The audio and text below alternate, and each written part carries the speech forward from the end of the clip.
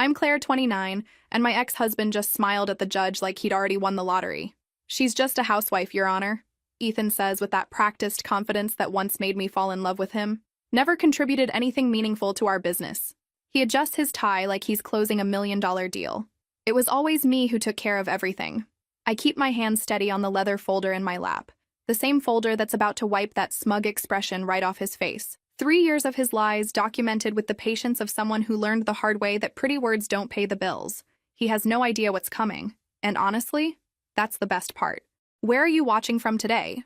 Drop your location in the comments below and hit that like and subscribe button if you've ever felt underestimated by someone who claimed to love you. You'll definitely want to stick around for what happened next. Let me take you back to where this whole mess started, because trust me, it's not where you think. This story doesn't begin with a cheating husband or a nasty divorce. It begins with a 24-year-old girl standing in a lawyer's office, inheriting more money than she'd ever seen in her life. My grandmother, Eleanor Morrison, had always been the black sheep of our family. While everyone else played it safe with savings accounts and conservative investments, Grandma Ellie put her money into real estate, startups, and what my father called risky nonsense. Turns out risky nonsense has a way of paying off when you're smart about it. Miss Morrison, the estate attorney said, sliding papers across his mahogany desk, your grandmother's portfolio is valued at approximately $3 million. $3 million. I sat there trying to process numbers that seemed more fictional than real. My parents had spent my entire childhood complaining about money, clipping coupons, making me feel guilty for wanting anything that wasn't absolutely necessary. And here was Grandma Ellie, quietly building a fortune while living in her modest 2-bedroom house with the garden full of wildflowers. She left specific instructions, the attorney continued, that this inheritance was to be used for your independence and happiness, not to supplement anyone else's lifestyle. Even from beyond the grave, Grandma Ellie was looking out for me. Smart woman.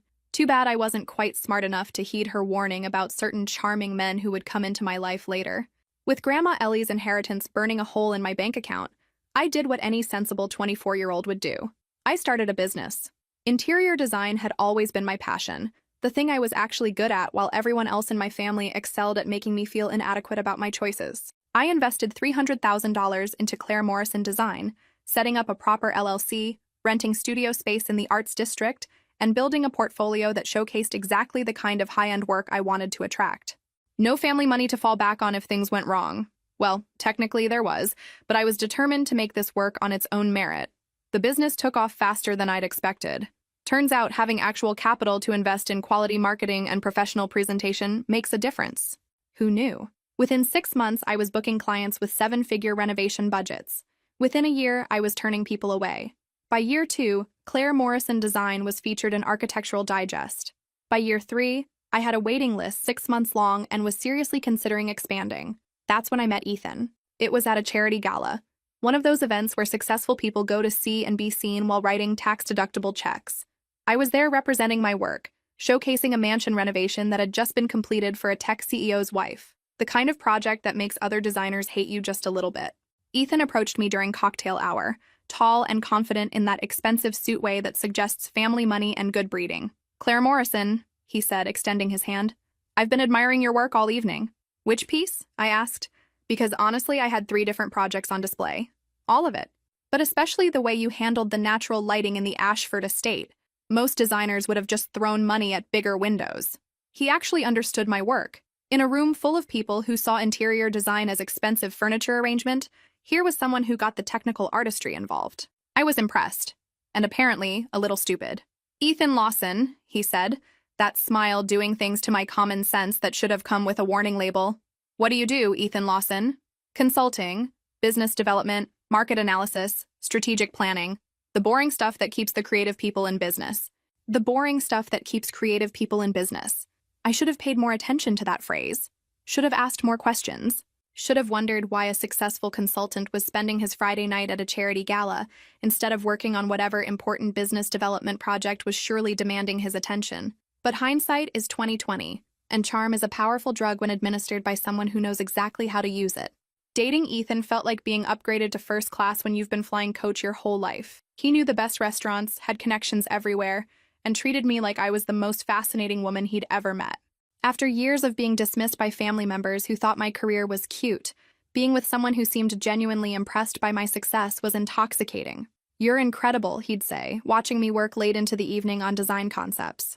"The way your mind works, the vision you have, it's like watching an artist create magic." I should have noticed that he said this while lounging on my office couch, drinking wine I'd paid for, in the studio I'd rented with my own money. But when someone's telling you everything you've always wanted to hear, you tend to overlook the details that don't fit the fantasy.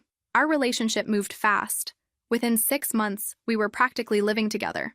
Within a year, he was attending client meetings with me, charming potential customers with that easy confidence that made everyone instantly like him. I started introducing him as my business partner at networking events, which seemed natural since he was always there, always contributing to conversations about market trends and client psychology. "You two make such a great team," clients would say, and I'd beam with pride. Finally, someone who understood my work well enough to support it properly. Someone who could handle the business side while I focused on the creative aspects I loved. The proposal happened at the site of my biggest project to date, a complete renovation of a historic mansion that had been featured on the cover of 3 different design magazines. He'd arranged for champagne and roses in the main ballroom, with all our friends and family hidden behind the grand staircase. "Claire," he said, dropping to one knee in front of the marble fireplace I'd spent 6 months sourcing, "you've shown me what it means to build something beautiful. Will you build a life with me?" Of course I said yes. When someone proposes in the middle of your greatest professional achievement, it feels like the universe confirming that everything is falling into place exactly as it should. The wedding was perfect. Small, elegant, held in the garden of one of my completed projects because Ethan said he wanted to be surrounded by my success when we started our new life together. Even my usually critical family seemed impressed by his charm and obvious devotion to my career. "You found a good one," my mother whispered during the reception. "He really understands how to support your little business." My little business. Even on my wedding day, even surrounded by evidence of my success, it was still diminished to hobby status. But I had Ethan now, someone who saw my work for what it really was, someone who would never let anyone minimize my achievements. Or so I thought. The first crack in the facade appeared about 6 months after the wedding, during what should have been a routine business meeting. Margaret Ashworth, the wife of a pharmaceutical executive, was considering a complete renovation of their estate, the kind of project that could single-handedly fund my expansion plans. "Mr. Lawson," she said, addressing Ethan directly despite the fact that I was the one who designed her friend's award-winning kitchen renovation. "I'm so impressed by your portfolio. The work you did on the Sterling residence was absolutely magnificent." I started to correct her. The Sterling residence was entirely my design, my vision, my 3 months of 16-hour days bringing their impossible requirements to life. But Ethan's hand found mine under the table, squeezing gently. "We're so proud of that project," he said smoothly. "Claire and I work very closely together on all our designs. Our designs. Not my designs. Our designs." After Margaret left with promises to call within the week, I confronted him in the parking lot. "Why didn't you correct her?" "About what?" He seemed genuinely confused. "She thinks you designed the Sterling house." "Claire, honey, does it really matter who gets credit as long as we get the contract? We're married now. What's mine is yours, what's yours is mine. What's mine is yours, what's yours is mine." The math on that equation seemed a little uneven, considering I was the one who'd built the reputation, developed the skills, and invested the inheritance money that made our current lifestyle possible. But I let it slide. Marriage is about compromise, right? About supporting each other's success even when the recognition gets a little blurred. The second crack appeared when I discovered he'd been using our business credit card for personal expenses. Nothing dramatic. Dinners with friends, golf games, a weekend trip to Vegas that he'd described as networking. "Ethan, these charges aren't business expenses." "Sure they are." I met 3 potential clients at that restaurant, discussed our services with 2 guys at the golf course, and the Vegas trip was a conference on luxury market trends. What conference? It was more of an informal networking situation.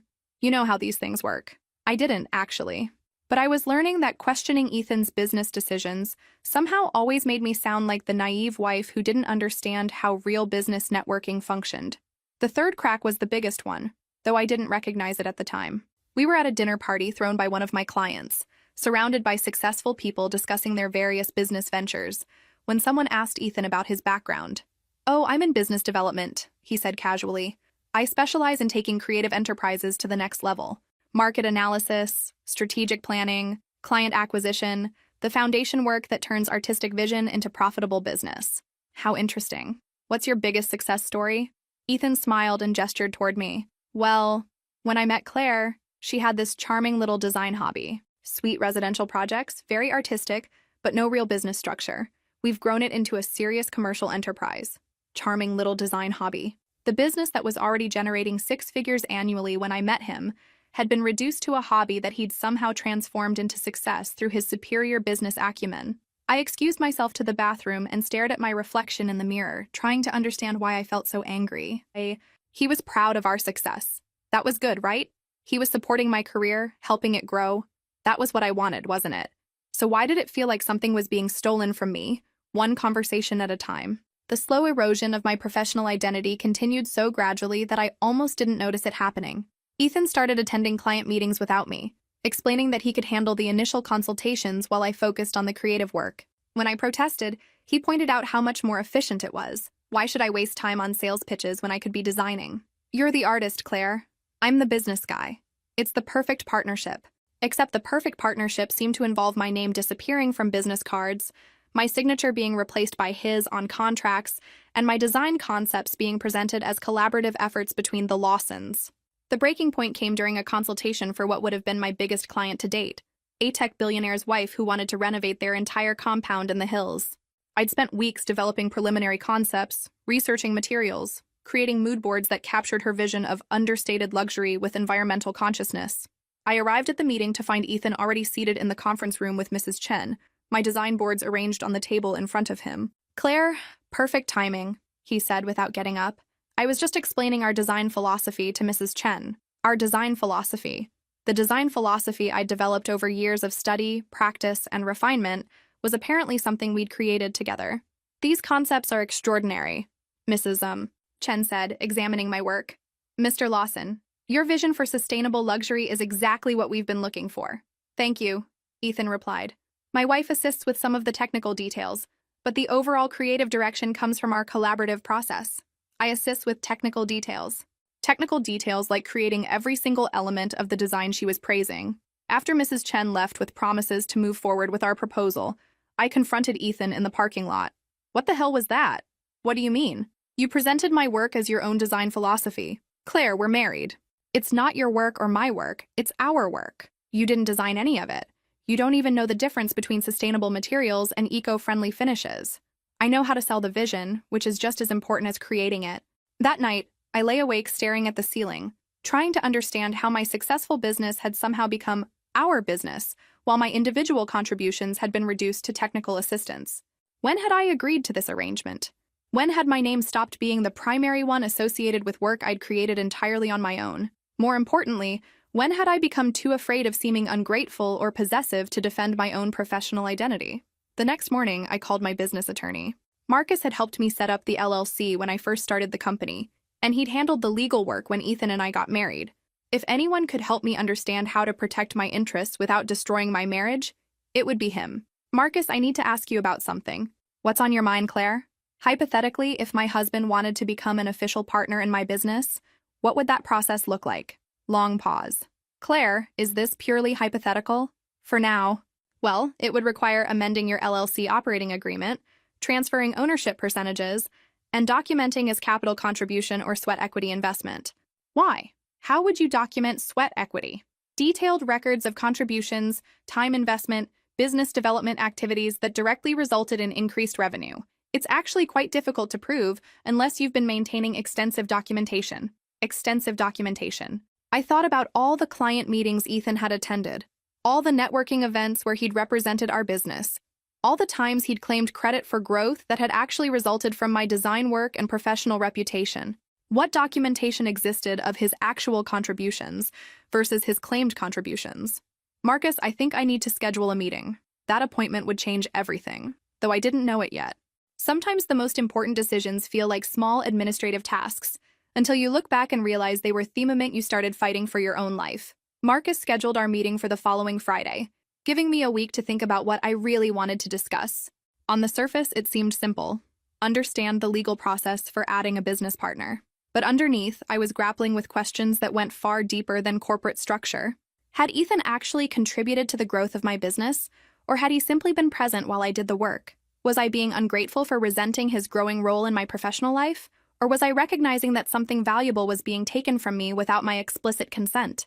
The week between scheduling the appointment and meeting with Marcus became a time of careful observation.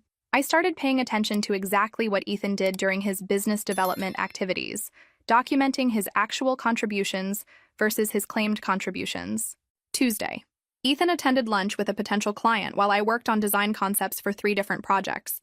When he returned, he reported that the client was very interested and would definitely be moving forward. I called the client that evening to follow up and learned that Ethan had spent most of the lunch talking about his golf game and hadn't even brought our portfolio. Wednesday. Ethan claimed to be working on a marketing strategy for our expansion plans. I found him in his office playing online poker while a half-written email sat open on his screen. When I asked about his progress, he said he was developing networking contacts through the poker site. Thursday. Ethan attended a networking event for local business owners, promising to make connections that would lead to referrals. He returned home drunk at midnight with business cards from 3 different bars, but no actual business contacts. Friday arrived with a clarity I hadn't expected. As I sat across from Marcus in his downtown office, I realized I wasn't there to learn about partnership agreements. I was there to learn how to protect what I'd built from someone who was slowly stealing it. "Claire," Marcus said gently, "you seem upset. What's really going on?" I told him everything. The gradual erosion of my professional identity, the client meetings where Ethan took credit for my work, the business expenses that weren't actually business expenses, the growing sense that my marriage was becoming a hostile takeover disguised as partnership. "Has he asked you to sign anything?" Marcus asked. "Not yet. But he's been hinting about making things official from a legal standpoint." "Good. Don't sign anything without having me review it first." "Marcus, am I being paranoid? Maybe this is just how marriage works in business. Maybe I'm overthinking things." Marcus leaned back in his chair, choosing his words carefully. "Claire, you built a successful business entirely on your own before you met Ethan. Your revenue has grown consistently based on your reputation, your design skills, and your client relationships. From what you've described, his contributions have been minimal at best. But he's my husband. Shouldn't I want to share success with him? Sharing success is different from transferring ownership. If someone else had gradually taken credit for your work, claimed partnership in your business without investing capital or contributing measurable value, and was positioning themselves to legally claim half of what you'd built, what would you call that?" I knew what I'd call it. I just wasn't ready to use that word about my own husband yet. What should I do? Document everything. Every meeting, every client interaction, every business expense, every claim he makes about his contributions. If he does ask you to sign partnership papers, you'll need evidence of what his actual role has been versus what he claims it's been. How do I document conversations? Legally? In this state, you can record conversations as long as one party consents. That would be you, recording my own husband. The idea made my stomach turn, but not as much as the possibility of losing everything I'd worked for to someone who'd contributed nothing but charm and entitlement. "Marcus, if this goes badly, if he really is trying to take my business, how ugly could things get?" "Very ugly, Claire. Very ugly indeed." I left Marcus's office with a small digital recorder and the beginning of a plan I hoped I'd never have to use. The recorder was smaller than I'd expected, about the size of a USB drive, and could capture hours of conversation with crystal-clear audio quality. I told myself it was just a precaution, insurance against misunderstandings, a way to keep accurate records of business discussions. But deep down, I knew I was gathering evidence for a war I could feel coming. The first recording happened completely by accident. I'd left the device in my purse during dinner, and it captured Ethan's phone conversation with someone he called David about moving forward with the plan we discussed. "She's completely clueless," Ethan said, thinking I was still in the bathroom. "Still sees this as a marriage instead of a business arrangement. Makes everything so much easier." When I returned to the table, he was back to being the loving husband, asking about my day and showing interest in my latest design project. But the recorder had captured something else entirely. A man discussing our marriage like a strategic business acquisition. Over the next few weeks, the recordings became a catalog of my husband's real thoughts about our relationship, our business, and my role in both. "The beauty of it is that she did all the hard work already," he told someone during a golf game I'd paid for with business funds. "Built the reputation, established the client base, created the systems. All I have to do is position myself as the business brain behind the operation." "What if she objects?" the other person asked. "Object to what? We're married. What's hers is mine. Besides, she's not exactly the confrontational type." Not the confrontational type. I almost laughed listening to that recording later. Ethan had apparently mistaken my collaborative nature for weakness, my willingness to share credit for an inability to defend my own interests. Fatal mistake. The most damaging recording came after a client dinner, where Ethan had introduced himself as the founder and creative director of Claire Morrison Design. I'd sat there speechless, watching him accept compliments for work I'd done while presenting me as his incredibly talented assistant. That night, he came home drunk and talkative. "You know what, Claire?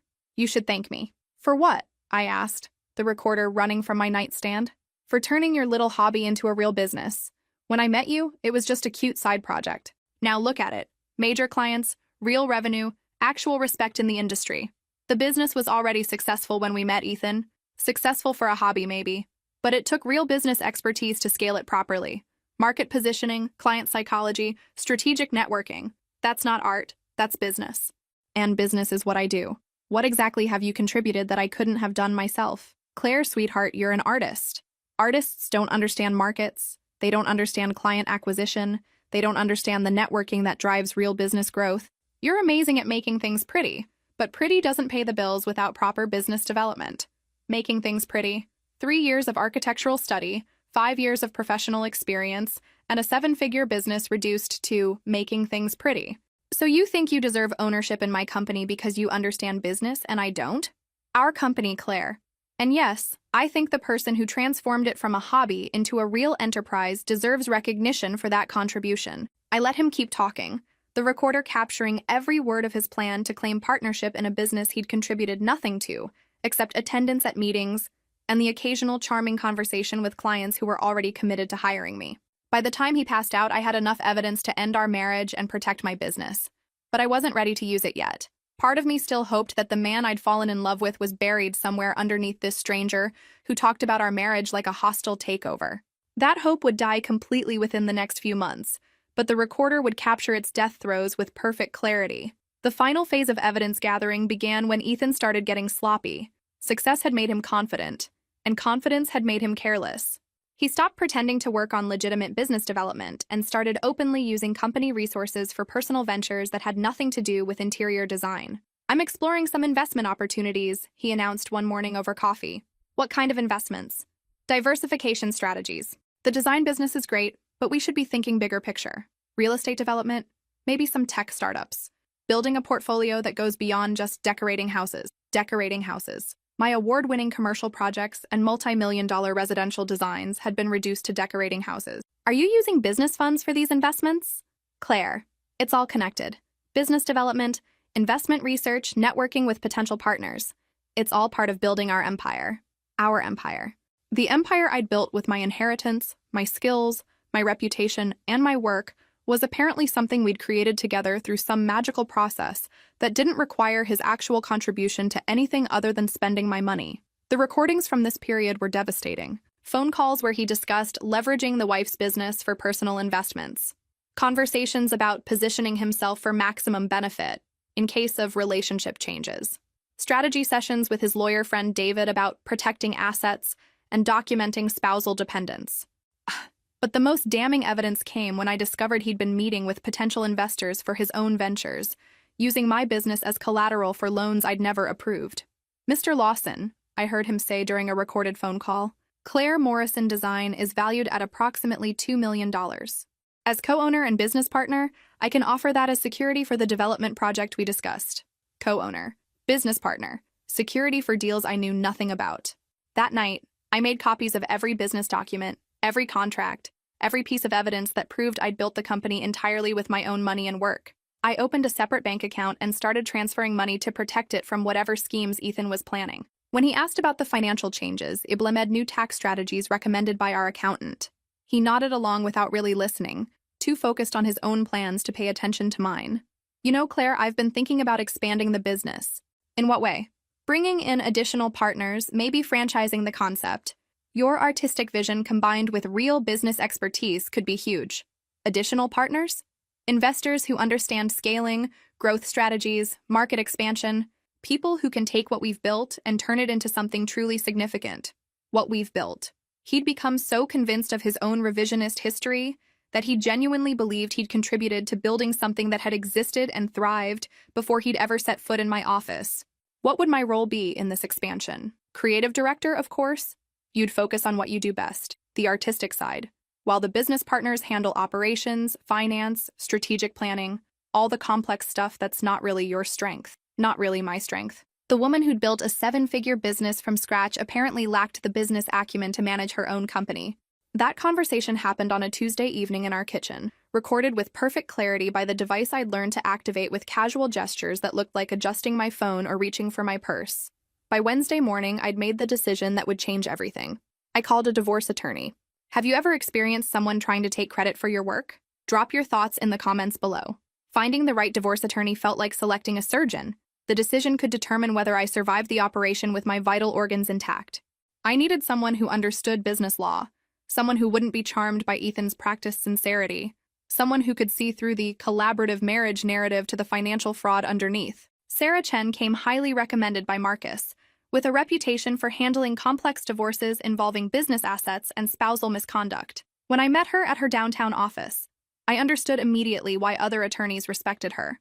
"Mrs. Lawson," she said, reviewing the preliminary information I'd provided, "before we discuss strategy, I need to understand your goals. Are you looking to preserve your marriage or protect your assets?" "Protect my assets. The marriage is already over, I just haven't told him yet."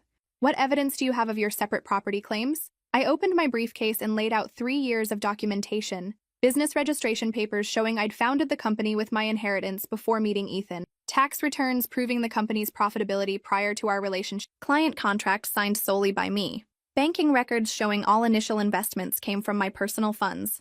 Sarah examined each document with the thoroughness of someone who'd seen too many wives lose everything to husbands who'd contributed nothing but charm and entitlement. "This is excellent documentation of separate property, but we need to prepare for his counter-arguments. He'll claim that business growth during the marriage created community property interests. The growth came from my work, my reputation, my client relationships. Can you prove that?" I pulled out my phone and played her selected recordings. Ethan's voice filled her office, describing how he'd transformed my hobby into a real business, while I handled the artistic details.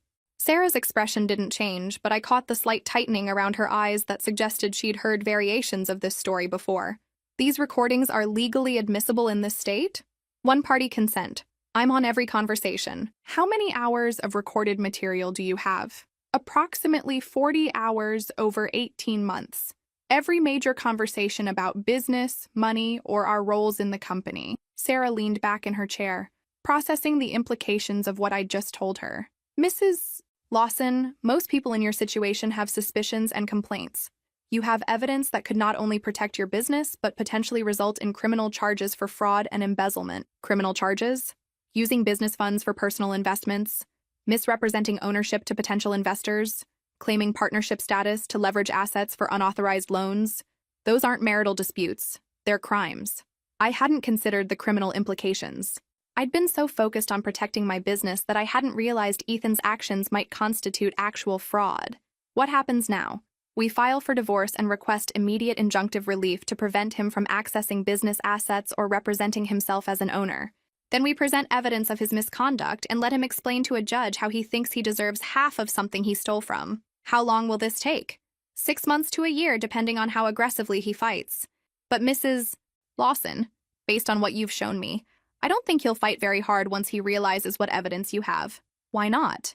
Sarah smiled for the first time since I'd entered her office. "Because men like your husband count on their victims being too ashamed, too confused, or too financially dependent to fight back. They're not prepared for someone who documented everything and can prove exactly what happened." That afternoon, I signed the retainer agreement and authorized Sarah to begin divorce proceedings. As I left her office, I felt something I hadn't experienced in months. Hope that I might actually survive this with my life's work intact. Ethan still had no idea what was coming. His confidence in his own cleverness would be his downfall, but he wouldn't realize that until it was too late to save himself. The papers would be served next week. I had 7 days to prepare for the war he'd been planning while I was still believing in our marriage. The divorce papers were served on a Thursday morning while Ethan was at the golf course, using our business credit card to network with potential clients. I'd arranged to be out of town for a design consultation, giving him time to process the shock without having to face my presence immediately. He called me 6 times before I answered. "Claire, what the hell is this?" "Divorce papers, Ethan." I thought that would be obvious. "But why? We can work through whatever's bothering you. We're partners, we're building something together." Partners.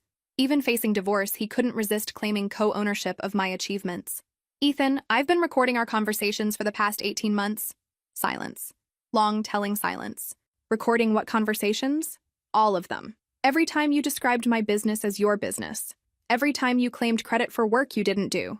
Every time you used company funds for personal expenses. Every time you called my career a hobby that you transformed into something significant. More silence. Then, Claire, you're being emotional. You're not thinking clearly about what divorce would mean for our business. Our business. Even confronted with evidence of his fraud, he couldn't acknowledge that the business had never been his.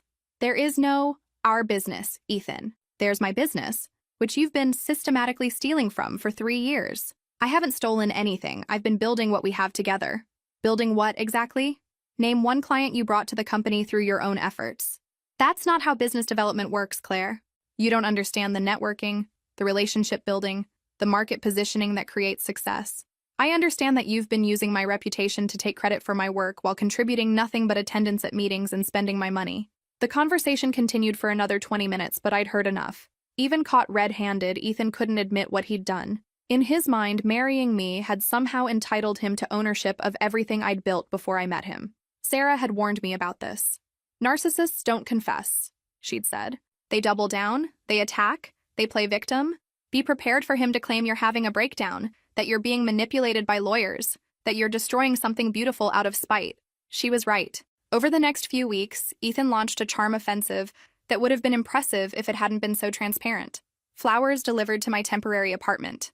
Calls to my friends and family explaining that I was going through a difficult time and making decisions I'd regret later. Social media posts about how much he loved and missed his creative partner. But his legal strategy was more aggressive. David Henderson, his attorney friend, filed motions claiming that community property laws entitled Ethan to half of all marital assets, including the business I'd built with separate property. They requested spousal support, claiming that Ethan had sacrificed his own career opportunities to support mine. Henderson's filings painted me as an unstable wife trying to deny her husband his rightful share of their joint success. According to their narrative, Ethan had been the business brain behind Claire Morrison Design, while I'd handled the creative execution under his guidance and direction. The audacity was breathtaking. They were actually arguing that my own business belonged to him because he'd attended meetings and offered unsolicited advice about marketing strategies. Sarah's response was surgical in its precision. She filed counter motions with extensive documentation proving that Claire Morrison Design had been established, funded, and operated entirely with my separate property. She included selected recordings demonstrating Ethan's own admissions that he'd contributed nothing to the business beyond networking at events I'd paid him to attend. But the centerpiece of her filing was a detailed accounting of Ethan's unauthorized use of business funds for personal investments, luxury purchases, and what she termed lifestyle maintenance that had no business purpose. Your husband's attorney is going to be very surprised when he sees what we have, Sarah told me during one of our strategy sessions. I don't think they realize how thoroughly you documented his misconduct. What happens next? We go to court, and we let your husband explain to a judge how he thinks he deserves half of a business he embezzled from. The trial date was set for 6 weeks later. 6 weeks to prepare for the moment when Ethan would finally face the consequences of underestimating the woman he'd married. He still thought he was going to win. That confidence would make his downfall even more satisfying to watch. The morning of our court date, I woke up with the calm clarity that comes from months of preparation. Every document was organized, every recording was labeled, every piece of evidence was ready to destroy the fiction that Ethan had built around our marriage and my business. I dressed carefully, professional but not intimidating, successful but not flashy. Sarah had coached me on courtroom presentation, emphasizing that I needed to appear as the competent businesswoman I was, not the emotional wife that Ethan's team would try to portray. The courthouse was smaller than I'd expected, but the courtroom felt enormous when we entered. Ethan sat at the plaintiff's table with David Henderson, looking confident in his most expensive suit. He'd even worn his lucky tie, the one he'd bought with my money for our first major client presentation. When our eyes met across the room, he attempted a sad smile that was probably meant to convey hurt and disappointment at my betrayal. Instead, it reminded me of every time he'd lied to my face while stealing my work, my money, and my professional identity. Judge Williams called the court to order, and Henderson launched into his opening statement with the practiced sincerity of someone who believed his own fiction. Your Honor, we have before us a tragic case of vindictive divorce proceedings designed to deny a devoted husband his rightful share of the business empire they built together. Henderson gestured toward Ethan with something approaching reverence. Mr. Lawson sacrificed his own promising career in business consulting to support his wife's artistic endeavors, providing the strategic expertise and business acumen that transformed her small design hobby into a thriving commercial enterprise. Design hobby. Even in court, even under oath, they couldn't acknowledge that I'd built a successful business before Ethan had ever entered my life. Henderson continued, painting Ethan as the unrecognized genius behind my success, the business mind who'd guided my artistic vision into commercial viability. According to their narrative, I was the talent, but Ethan was the brains. I created pretty things, but he created the business structure that made those pretty things profitable. The evidence will show, Henderson concluded, that Mr. Lawson's contributions to their shared business ventures entitle him to the recognition and compensation that his wife's emotional state has led her to deny. Sarah's opening statement was devastating in its simplicity. Your Honor, the evidence will show that Mr. Lawson contributed nothing to a business that was already successful when they met, stole money from that business for personal use, misrepresented himself as a co-owner to potential investors, and systematically took credit for work he never performed. She paused, letting that sink in. This isn't a marriage dispute. It's a fraud case disguised as a divorce proceeding. Henderson called Ethan as his first witness, and I watched my soon-to-be ex-husband lie under oath with the same casual confidence he'd once used to steal my professional identity. Mr. Lawson, Henderson began, please describe your role in the development of Claire Morrison design. Well, Ethan said, settling into the witness chair like he was hosting a dinner party. When I met Claire, she had this wonderful artistic talent but no real business structure. She was doing lovely residential projects, very creative, but there was no strategic vision, no systematic approach to growth, no strategic vision. The business plan I'd developed before meeting him, the marketing strategy that had landed me in Architectural Digest, the client acquisition systems that had built my reputation, apparently none of that constituted strategic vision. How did you transform the business? It was really about bringing professional business development to her artistic foundation, market analysis, client psychology, networking strategies, the systematic approaches that turn artistic vision into sustainable commercial success. Sustainable commercial success. The same success I'd achieved before he'd ever seen my portfolio. Henderson led Ethan through a detailed account of his supposed contributions, each claim more outrageous than the last. According to his testimony, he'd personally developed our marketing strategy, established our pricing structure, and cultivated the professional relationships that had driven our growth. The fiction was so complete, so confidently presented, that someone who didn't know the truth might actually believe it. Then Sarah began her cross-examination, and everything changed. Mr. Lawson, Sarah began, her voice carrying the calm authority of someone who held devastating evidence. You testified that you developed the marketing strategy for Claire Morrison Design. Are you familiar with the campaign that resulted in the Architectural Digest feature? Of course. That was a pivotal moment in our business development. Can you describe the specific elements of that marketing campaign? Ethan's confidence flickered for just a moment. Well, it was a comprehensive approach involving media outreach, professional networking, portfolio presentation. Mr. Lawson, that Architectural Digest feature occurred 6 months before you met my client. The silence in the courtroom was deafening. I watched Ethan's face go through several expressions as he realized he'd claimed credit for something that predated our relationship. I must have misremembered the timeline, he said, attempting to recover. Let's help refresh your memory, Sarah said, introducing business documents that established the exact chronology of my success. This is the business registration for Claire Morrison Design, filed 18 months before you met. This is the first major client contract, signed 14 months before you met. This is the tax return showing 6-figure revenue, filed 8 months before you met. Each document landed like a physical blow. Ethan's confident narrative was crumbling in real time as Sarah systematically proved that every success he'd claimed had occurred before I'd ever set eyes on him. Mr. Lawson, during your marriage, did you use business credit cards for personal expenses? Occasionally, for networking purposes, such as the $3,000 weekend in Las Vegas that you described as a business conference. That was legitimate business development. What conference was that, Mr. Lawson?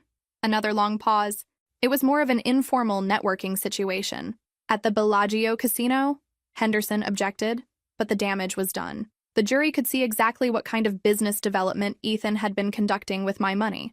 But Sarah saved the best for last. Mr. Lawson, I'm going to play a recording of a conversation you had with my client on March 15th of last year. Are you prepared to hear your own voice? Ethan's face went completely white. In the 18 months I'd been recording him, he'd apparently forgotten that his own words would be his downfall. Sarah played the recording where Ethan described transforming my little hobby into a real business and explained how Pretty doesn't pay the bills without proper business development.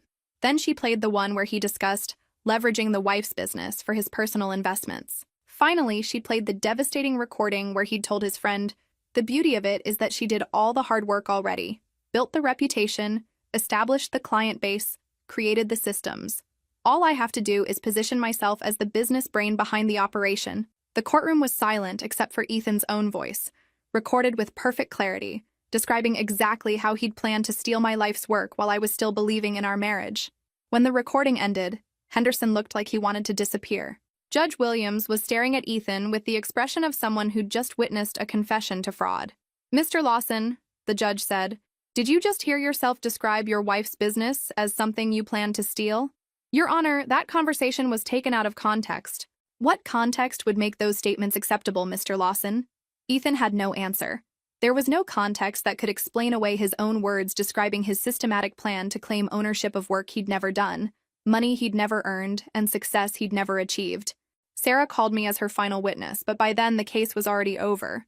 Ethan's own recordings had convicted him more effectively than any testimony I could have provided. When Judge Williams delivered his verdict, he didn't just rule in my favor. He expressed disgust at the level of deception and entitlement that Ethan had displayed. "Mr. Lawson," the judge said, "in 30 years on this bench, I have rarely encountered such a clear example of attempted fraud disguised as marital rights. You contributed nothing to a business that your wife built entirely through her own work and investment, yet you sought to claim half ownership through manipulation and misrepresentation.